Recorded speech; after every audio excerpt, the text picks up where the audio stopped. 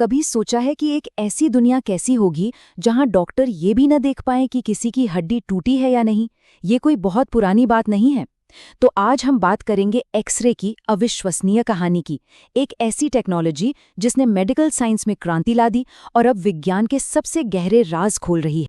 ये तारीख याद रखने वाली है क्योंकि इसी दिन एक ऐसी खोज हुई जिसने इंसान के शरीर को देखने का हमारा नजरिया ही हमेशा हमेशा के लिए बदल दिया। जरा सोचिए, पहली बार किसी जीते जागते इंसान का कंकाल देखना, वो भी बिना कोई चीर फाड़ किए। लगता है ना किसी साइंस फिक्शन फिल्म का सीन। पर मजे की बात यह है कि उस दिन असल में यही हुआ था। तो ये सब शुरू हुआ एक अकेली, थोड़ी डरावनी सी, मतलब भूतिया सी तस्वीर से। एक ऐसी फोटो जो लाइट से नहीं बल्कि किसी रहस्यमयी अनदेखी किरण से खींची गई थी। तो हुआ ये कि विल्हेल्म रॉन्टन अपने लैब में देर रात तक काम कर रहे थे और तभी उन्होंने कुछ अजीब देखा। उन्होंने देखा कि पास में रखी एक स्क्रीन चमक रही थी जबकि उस पर कोई लाइट पड़ी नहीं रही थी।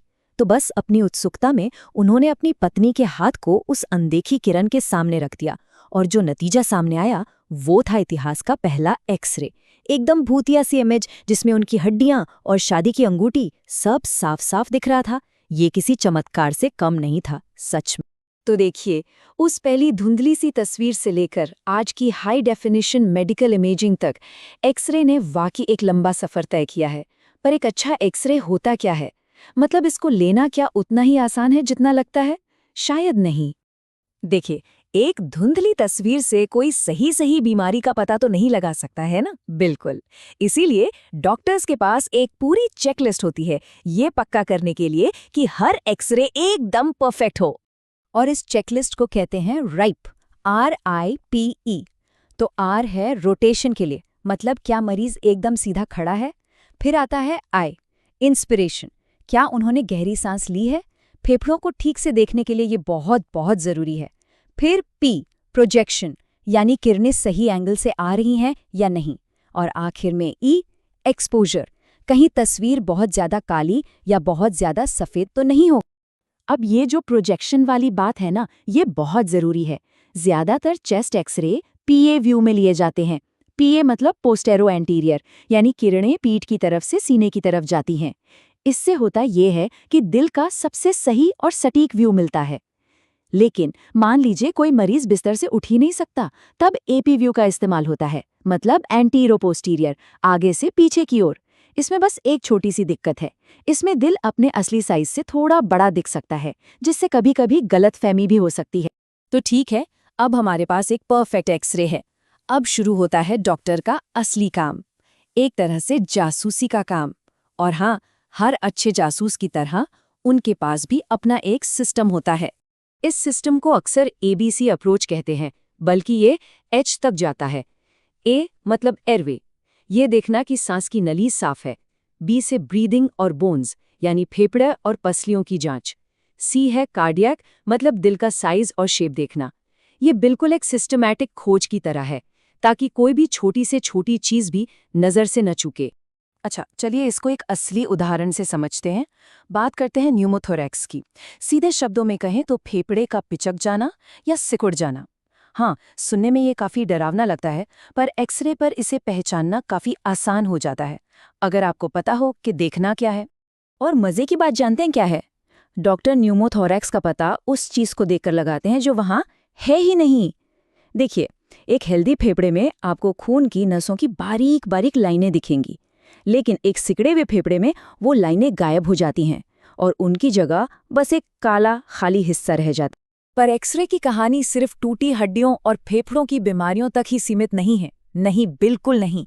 ये हमें अदृश्य को देखने की ताकत देते हैं, बिल्कुल मॉलिक्यूलर लेवल तक। सोचिए जरा, हम जीवन के सबसे छोटे बिल्डिंग ब्लॉक्स यानी मॉलिक्यूल्स की 3D बनावट का नक्शा बना सकते हैं। ये मुमकिन होता है एक्सरे क्रिस्टलोग्राफी से। DNA की जो डबल हेलिक्स वाली खोज थी ना, वो एक्सरे के बिना कभी नहीं हो पाती। ये तकनीक आज भी नई नई दवाइयां बनाने और बीमारियों को जड़ से समझने में हमारी मदद कर रही है। लेकिन यहाँ एक बहुत बड़ी चुनौती है। क्या होगा अगर जिस चीज से आप कुछ देखना चाह रहे हैं वही उसे तबाह कर दे? इन मॉलिक्यूल्स को देखने के लिए जिन एक्सरेज की जरूरत होती है वो इतने पावरफुल होते हैं कि वो उन्हें नष्ट भी कर सकते हैं। ये कुछ ऐसा है जैसे किसी नाजुक से फूल की फोटो खींचने के लिए आप बहुत तेज टॉर्च का इस्तेमाल कर रहे हों। और ये कोई छोटी मोटी दिक्कत नहीं है। अक्सर साइंटिस्ट्स को क्रिस्टल पर जरूरत से लगभग 4 गुना ज्यादा रेडिएशन डालना पड़ता है। अब इससे खतरा ये होता है कि जिस स्ट्रक्चर की वो स्टडी कर रहे हैं वही डैमेज हो जाए।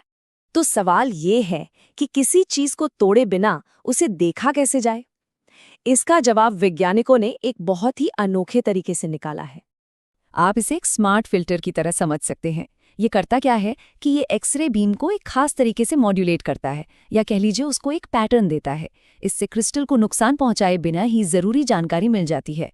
ये बिल्कुल वैसा ही है जैसे किसी बर्फ के नाजुक टुकड़े की फोटो खींचने के लिए पोलराइज्ड लेंस का इस्तेमाल करना। और इसका नतीजा हैरान करने वाला है। इस नई तकनीक की मदद से साइंटिस्ट्स आधे से भी कम रेडिएशन में कहीं बेहतर डेटा हासिल कर पा रहे हैं। इसका सीधा मतलब है ज्यादा से ज्यादा नई खोजें और कम से कम सैंपल्स का नुकसान। तो देखिए, एक एक्सीडेंटल खोज से शुरू होकर आज ब्रह्मांड के सबसे गहरे राज खोलने तक एक्सरे ने वाकई में एक बहुत लंबा सफर तय किया है। ये हमें एक बात याद दिलाता है कि कभी-कभी सबसे बड़ी खोजें तब होती हैं जब हम सतह के नीचे झांकने की हिम्मत करते हैं। तो हड्डियों को देखने से लेकर एटम्स का नक्शा बनाने तक हम आगे और कौन सी अदृश्य दुनिया को देख पाएंगे?